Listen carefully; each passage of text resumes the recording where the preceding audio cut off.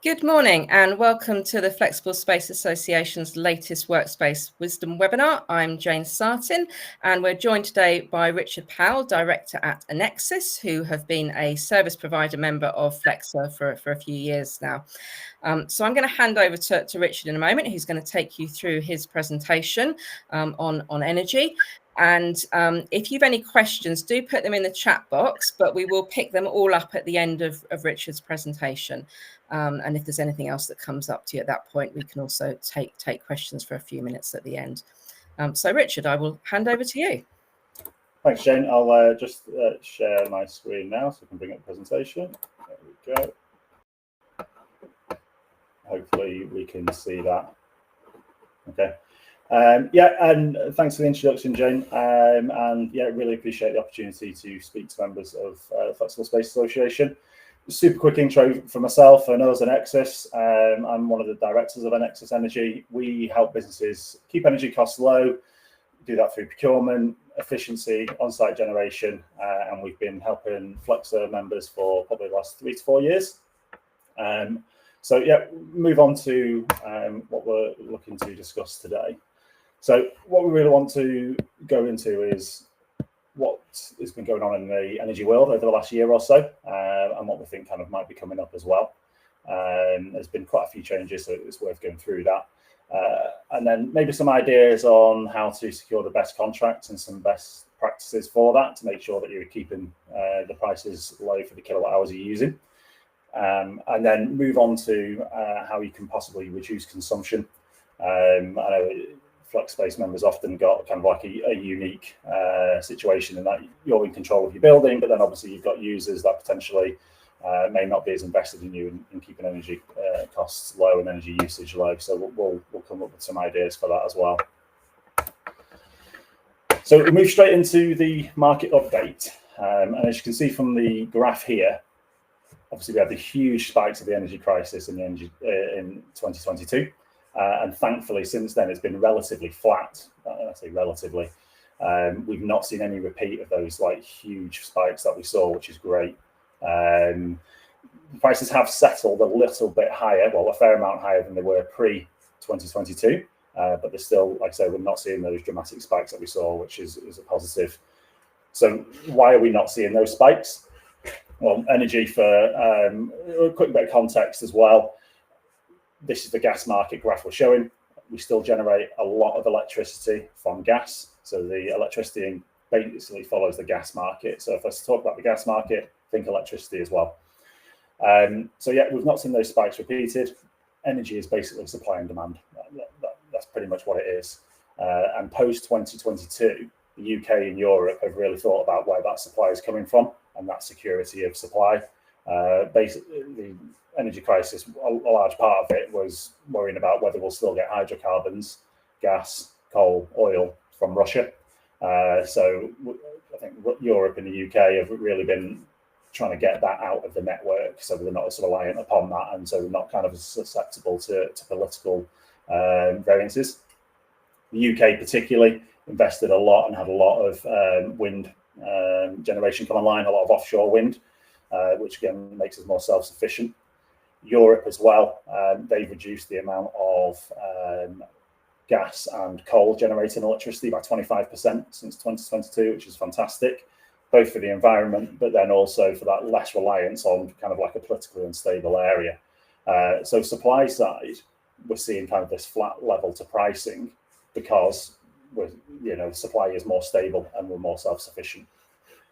But the demand side also has been pretty good as well. We've not had any major what I would call demand events. Basically what that means is we've had a few mild winters in a row. So most of the gas demand is during the winter for people heating their homes. And we've had, like I say, a few mild winters in a row, which meant that there hasn't been that massive demand. So the market's been able to tread relatively flatly for the last 2 years, which is great. However, I think this year coming up, that has created like potentially a bit of complacency because we've had pretty good supply and we've had no real big demand events. We're seeing that gas storage isn't great. So the way it works is that we spend all summer kind of filling up our gas storage facilities. So then when everybody wants to heat the homes in the winter, we can kind of draw from that gas storage, and we're not like really worrying about whether people can heat their homes or not. So this time last year, we had 60% storage in the UK. Not great, but not bad either. We would like that higher. And across Europe, it was almost full. So that's not a bad place to be, but it could have been better. Fast forward to today, there's a big change there from 60% to 42%. And actually, I think that this was done a couple of days ago. This graph, I think, is actually now at 40% for the UK. So that's actually quite low. Germany as well is at 76%, which isn't brilliant. So there's almost like complacency, like we're less worried about winters now because they're generally pretty mild. So, okay, we don't need as much gas. We don't need to spend all that time, effort and money storing it all. So what that means is last year we had 3.4 billion cubic meters of gas stored up ready for the winter. This year it's down at 1.9. So that's like a huge drop off in stored gas. So where the worry is there, if we did happen to have a cold winter, that is what I would call a demand event. We don't really have the supply stored up to facilitate that. Even if it's 100% full, the UK's got probably the worst ratio of gas storage versus demand in Europe. So to be at 42% is actually quite worrying. But yeah, if we had a nice mild winter, that probably wouldn't matter. But if we have a cold one, I think that would be quite a problem. And we could see prices spike because of that. So that's something to bear in mind at the minute. Prices have been flat, but we have got the conditions, if the weather turned the other way, for us to have a bit of a spike. Now, I don't mean we're going to get anywhere near like energy crisis level spikes that we saw and, government having to intervene or anything like that. But we could see a bit of a jump in prices out past this winter if it starts getting cold. So something to keep an eye on. So yeah, forecast for what's like to happen. Pretty much all weather based, so it's rolling the dice on the weather really. So price wise, if we have a nice mild winter, I think prices could soften a little bit from where we are today, which would be great. However, you're probably talking 5-10%, maybe 15%, in a really nice mild winter. But the other version of that, if we have quite a cold snap, then you could see prices go 20, 30, 40, 50% higher than they are today, and that would be quite easy as well. So the upside risk versus downside potential benefit is actually quite low. So what that means in practical terms is our advice to anybody: if you've got a contract in 2026 due for renewal for electricity or gas, start looking at it now and consider purchasing or agreeing those rates to start in 2026. Maybe it's October 26 your contract ends. Then start looking at prices today, almost 12 months in advance, and consider booking in those rates to start a year down the line, because there's a risk of this winter forcing prices quite a lot higher. And if you don't think that it's manageable to have like a big increase in prices next year, then we would say eliminate that risk, book prices today. So that covers kind of the commodity itself, what's likely to happen and what's happened. And like I said, it's been relatively flat. But particularly for electricity, when you're buying or paying for electricity, you're not just paying for electricity, you're paying for three things: commodity electricity itself, paying the government, and paying the grid. Now, as you can see from this pie chart here, the commodity part itself, on average from this year, is expected to be about a third of your costs. So if you've got a £3,000 bill, about £1,000 of that is paying for electricity. The rest of it's paying the government, paying the grid. Now, we need those things, obviously, but that's where they are. Now, just for a bit of context here, the grid was set up however many years ago to basically be 4 or 5 coal plants up and down the country, sending out energy where it's needed. Fast forward to today, that's not how our energy network works. We've got micro generation from solar on people's roofs. We've got offshore wind. We've got lots of different sort of facilities that we bring in energy from, and then we have to get that energy to where it's needed. So it could be a hydro plant up in Scotland, and that needs to get to, I don't know, an urban centre elsewhere. That costs money. So suppliers knew and we're aware that from 2026, the grid's going to need quite a lot more investment than it's had. So if you were looking at a 2026 contract already, you probably would have seen, I'll go back to sort of summer this year, if you were looking then, you probably would have seen that it's likely that prices would increase, and it will largely be in your standing charge, because it's these transmission charges that are going to increase next year. So suppliers knew that was going to happen. It was being priced in, fine. However, the grid's forecast for those charges were updated in September, and suppliers were completely blindsided by it. They did not expect the level of increase. Yeah, there was a huge kind of paradigm shift in what prices will look like next year, particularly as it relates to standing charge, from literally one day to the next. So as an example, this is only anecdotal evidence, but like on the low side, we were personally pricing a business consumer. They were being offered a £70 a day standing charge kind of over the summer. And then when we looked at it again in late September, that was at £90 odd a day. So a bit of an increase, not massive, but still pretty substantial. On the higher end, I was personally looking after a client that they were offered £170 a day standing charge on one day. And literally 2 days later, when we looked at it again after these new charges had come out, that was being offered £360 a day. So the standing charge had more than doubled. That's like 130 grand or whatever it is, extra costs for the same product, electricity coming through your meter. And that's all just because revised forecasts from the grid to suppliers, which are completely blindsided by. So what that means really is that even if the market is flat or even softens a little bit over the winter because we have a nice mild one, you might still see an increase in prices because you might be seeing quite a substantial increase in standing charge. So that is something to look out for. And I think something to get ahead of as well. I think, there has been a change in the market literally in the last month or so with these updated transmission costs. And I think anybody with a contract in 26 or 27 should be getting an idea of what those costs will look like, because at the end of the day, it's probably going to help you price for service charge, or it's going to help you price for rental rates or usage rates or whatever it may be. So I think it's worth having an idea of what those costs are going to look like in the long term, because they're probably going to look relatively different to what they do now. Okay, so yeah, summary, commodity prices have been relatively flat. That's good, better supply, no bad demand. Next year, the whole of the year, I think is going to depend on this winter and what that looks like. In a nice mild scenario, we'll probably see it again pretty flat, maybe a little bit lower. If it's cold, it'll probably increase quite a lot. But non-energy charges are increasing, the grid charges are increasing. So it's worth knowing what those are going to look like. And it'll probably be, if your contract's been purchased well previously, you'll probably look at an increase the following year in 26 and 27. So it's worth knowing what that looks like. So, as I said, relatively bleak in that it could be a bit of an increase when it comes to the commodity, depending on what the weather is. And it's relatively certain, we think, that your standing charges are likely to increase. So yeah, you're going to have, I think it's going to pay this year and next to be kind of on top of what energy costs look like and be on top of your purchasing of energy. So how do we do that? We've put together some steps here that are kind of best practices, really, the things to do if you're looking to buy energy. And the first one, step one, kind of contract setup, that's kind of before your contract even starts. Particularly now, more than ever, what we see is that people have got half-hourly electricity meters with a KVA, basically an availability of how much you're allowed to use of a given hour. It's quite technical, and I can kind of talk through the details in more detail another time.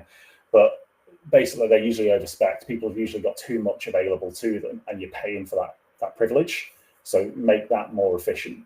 Then you'll pay less in availability charges, but then also there's a potential, if you lower it down to a certain level, you might be able to reduce your standing charge band, which could potentially almost half your standing charge in some instances.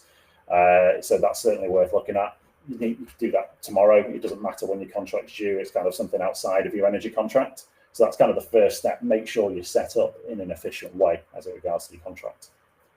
The next thing for me is probably the most important, is to be proactive. As I've said a few times already, know what your costs are going to be down the line, 12, 18 months, 24 months out. At least have an idea, regardless of whether you've got that contract booked in, at least know roughly what that be, because if it's going to be quite a substantial change, you'll need to know that for kind of running your business into the future. Next thing is make sure you do a comprehensive tender. Just because you're supplied by British Gas, it doesn't mean just go to British Gas and maybe Power or one of the other big suppliers. Go to everyone. There should be sort of 10 to 15 suppliers, depending on meter type, available to you. And particularly for half-hourly electricity, we're seeing some of the smaller suppliers coming in to maybe disrupt the market with some really interesting products. There's some really, really good pricing this year out of like peer-to-peer energy suppliers, where they're purchasing directly from renewables rather than going to the market. Some suppliers that are being able to have lower margins because they're doing month upfront payment. Lots of different products out there that I think that the bigger suppliers haven't quite caught up with yet. So it's worth assessing those. But again, that takes time, and we understand that takes time. Not everybody's got that time. That's why it's worth, engaging with a trusted advisor. Obviously, Enexus, we're the sort of business that does that, but there's plenty of us out there. Do your research and try and pick a partner that's going to help you. That is going to help with the next step too, contract rigidity. That's not something we'd have included previously. Basically, when a supplier says fixed, that can mean a lot of different things. Particularly this year with transmission charges we just spoke about are increasing. Some of them haven't updated those charges yet, so they look cheaper than they should. So there's absolutely reason to take advice on how rigid a contract is, how fixed is fixed. So yeah, that is something what we're seeing quite a lot of people come up with at the moment, thinking they've got a fixed contract and then that being unlocked next year, we think, because the transmission charges have increased. So you'll have in mind a certain budget and then actually it ends up being another one. So yeah, it really pays to take advice on the rigidity of a contract. And then, yeah, keeping abreast of the market, things like gas storage situations in the lead up to a winter, what's going on in the world, listening, just keeping an eye on the news. Those things are important. And then revisit the whole process kind of monthly or quarterly, just so you've got a constant idea of what those prices look like. So that's what we think kind of the best practice, the steps to do.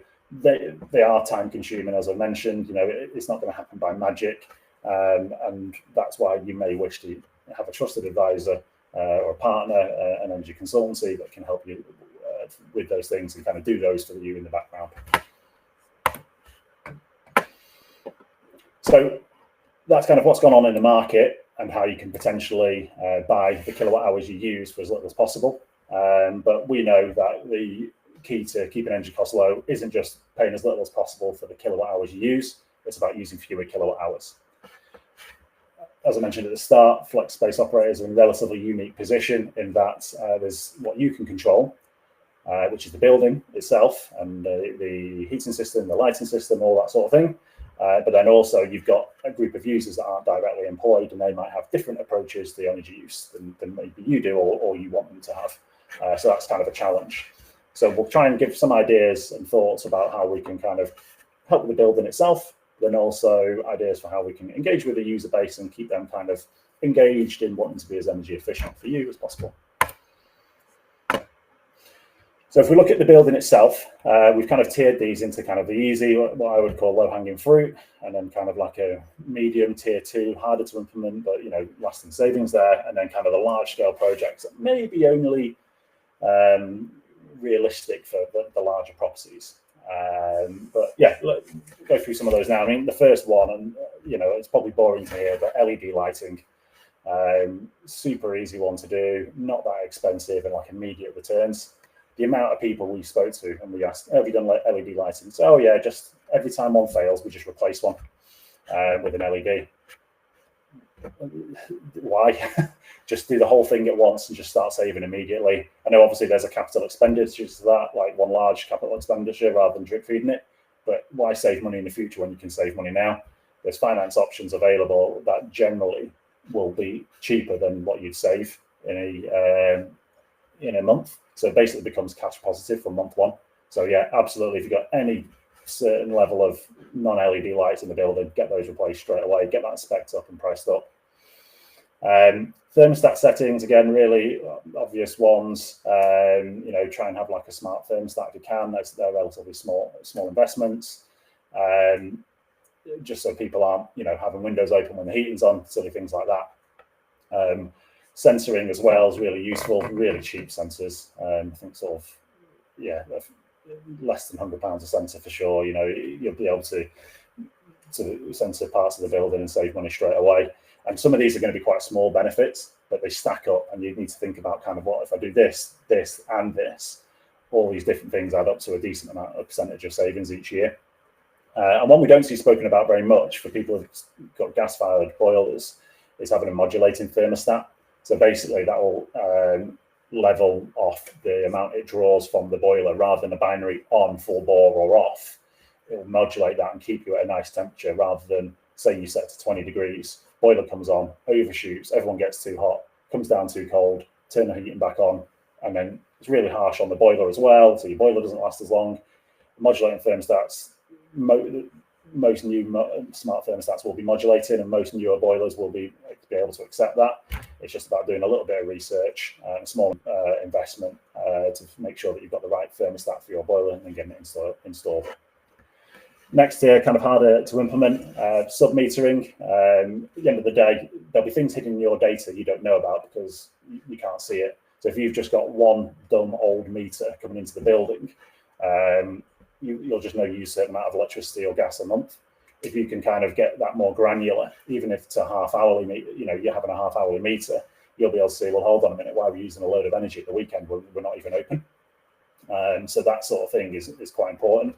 Sub-metering, where you can do it by floors and zones and rooms, and then being able to work on that data, but you're not going to know what crops up until you see that data.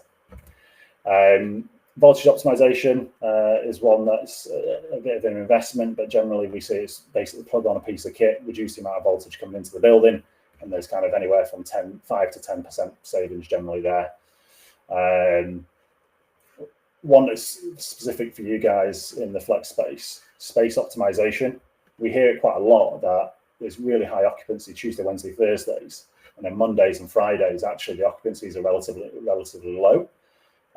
So are you heating the whole building for 50% of occupancy for 40% of the week, Monday and Friday? Can you basically close zones off, you know, be it a floor or a room or whatever it is, and only heat and light the areas you use rather than heating the whole building for, like I say, for people to be sat really far apart? That's an interesting one. Not going to work for everybody. It depends on how your building's set up, but certainly worth looking at. And then, the larger scale projects, solar generation as well. Great technology. You should absolutely be looking at solar. I'm sure most people have, but if you haven't, do it. And if you've not looked in the last sort of 3 to 4 years, revisit it, because the panels, after the energy crisis, started getting cheaper again. After this spike during the energy crisis, because everybody wanted them. So yeah, absolutely look at solar again. You know, can you pair that with a battery? Batteries are expensive, to be fair, but they are coming down a bit in price, and the benefits are there as well because the cost is going up. And you can even do some slightly clever things as well. And these are quite big projects, but we mentioned before about a KVA being spec too high. Well, even if you need it, if you've got solar and a battery, can you fill up that battery? And then when you've got that peak time, when everybody comes in and turns things on, can you use your battery so you don't need that peak? And then you can come down and reduce your amount of availability charge and central standing charge. So there's lots of clever things that can be done there. But then on top of that, there's the efficient building envelope, windows, can someone go around and check each window and see if on a cold day, see if they need to be replaced? Doors, insulation, obviously big investment, but absolutely worth doing. So like I say, you start at the bottom with your lower cost, low hanging fruit, and then try and work your way up. So that's what you can do. Then really you can do all that hard work. Then you might have a user base that doesn't really feel engaged and doesn't really care about energy use, and actually that's going to be working against you. So what you want to do is kind of encourage users not to work against that hard work. How do we do that? We've put together a few steps here that I think could help. It's not a clear roadmap to success or anything like that. At the end of the day, each building's unique, each member base is unique, but hopefully good food for thought that'll help you generate ideas that's going to resonate with your members.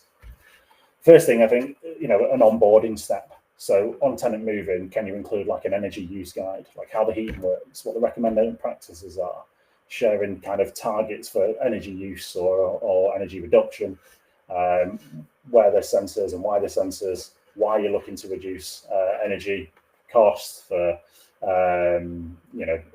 sustainability benefits, those sorts of things.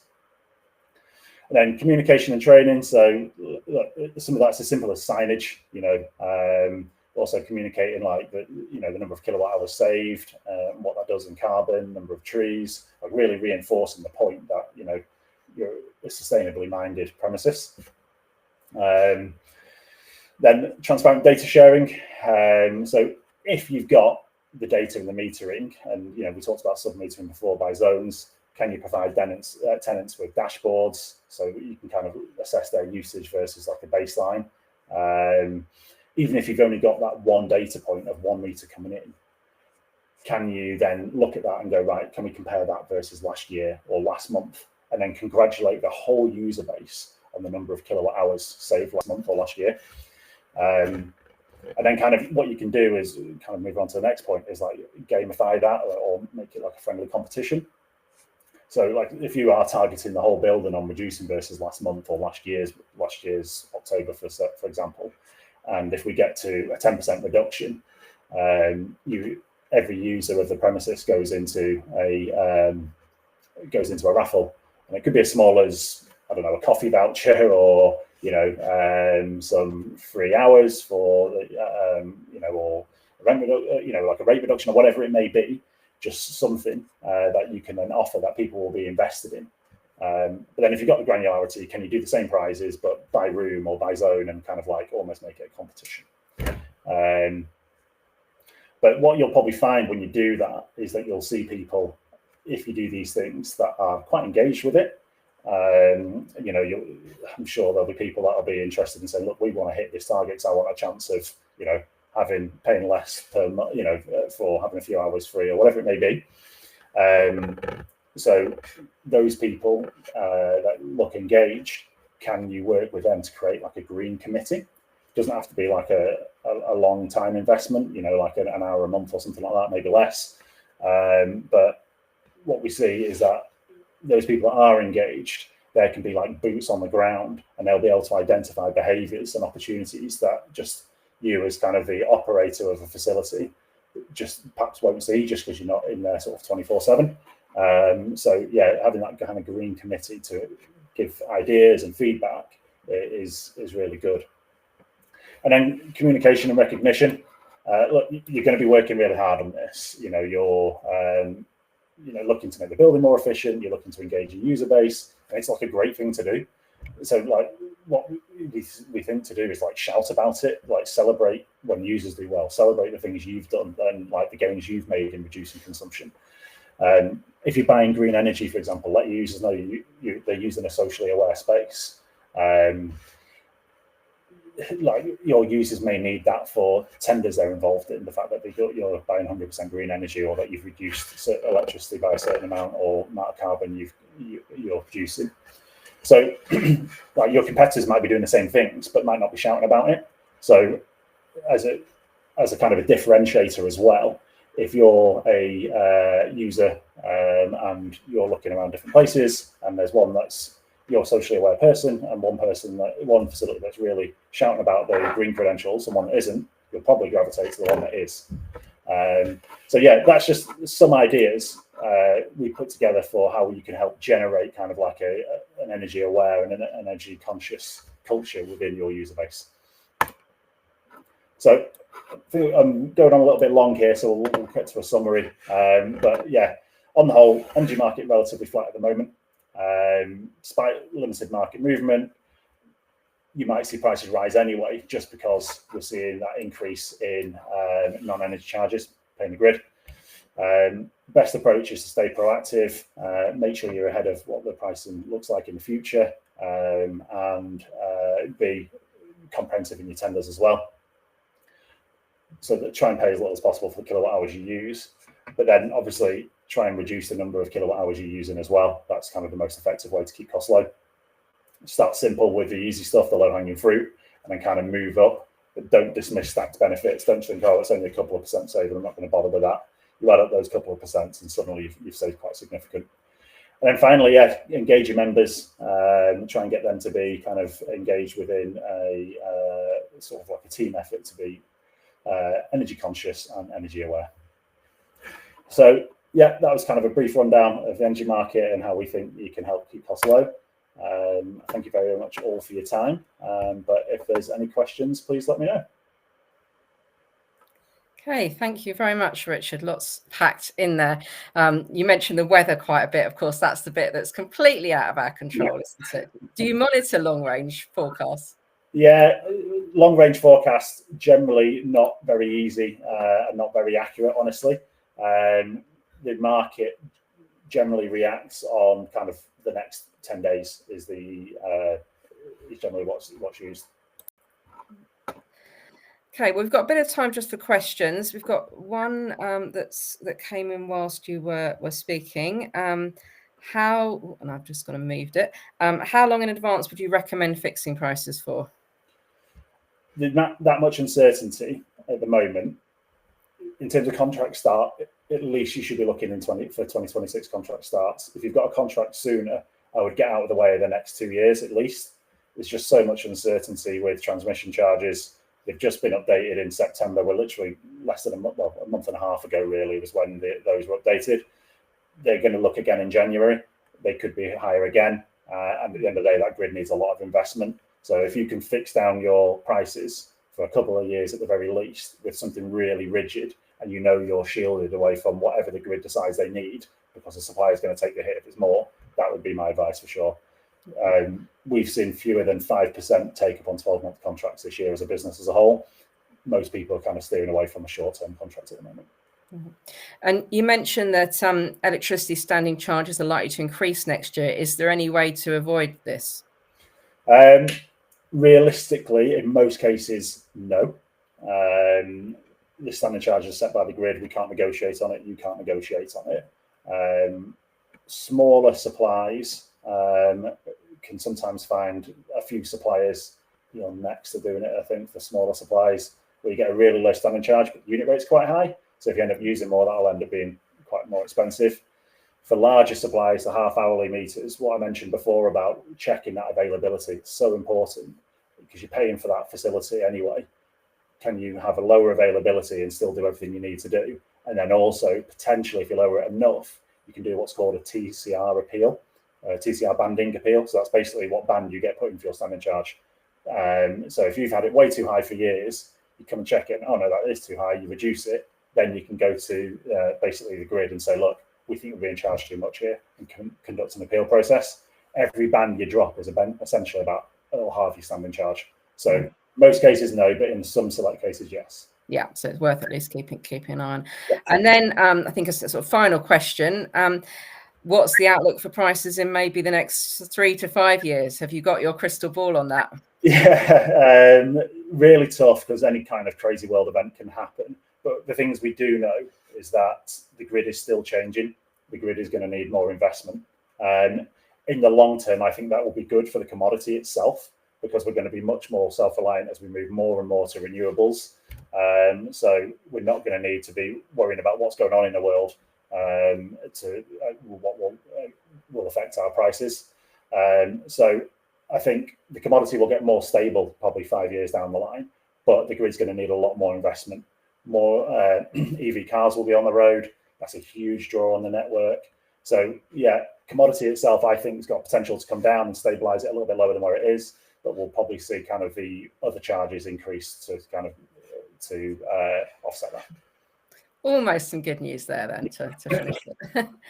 Okay, well, thank you very much, and we will we'll make the recording of this webinar available probably this afternoon if anyone wants to catch up with anything that they missed in detail. And Richard's details were also shared at the end of that and are on our website in the service provider member section as well. Our next Workspace Wisdom webinar is on Thursday, the 6th of November, when we'll be hearing from Dan Drogman of Smart Spaces and Stephen Todd of Vending Sense, talking about how technology is shaping the future of workspace in quite a wide variety of ways, I think. So I think that'll be an interesting one. But thank you again, Richard, for joining us this morning, and have a good day, everybody. Goodbye. Guys, bye.